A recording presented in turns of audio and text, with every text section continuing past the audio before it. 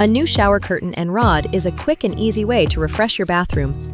Whether you need a tension rod or a fixed curtain rod, here's what you need to know to get it installed. Tension rods don't require drilling or tools for installation, making them great for renters. Simply extend the rod so it fits snugly across your shower opening and twist to tighten in place. Mark where you want the rod to be mounted on the wall. Line up the mounting plate with the marks and drill holes at each spot. Then, insert wall anchors using a hammer so they sit flush. Hold the curtain rod over the mounting holes. Insert screws and tighten them with a screwdriver. Repeat the same process for the mounting plate on the other side. Once your shower rod is installed, hang up a new shower curtain to give your bathroom an instant makeover.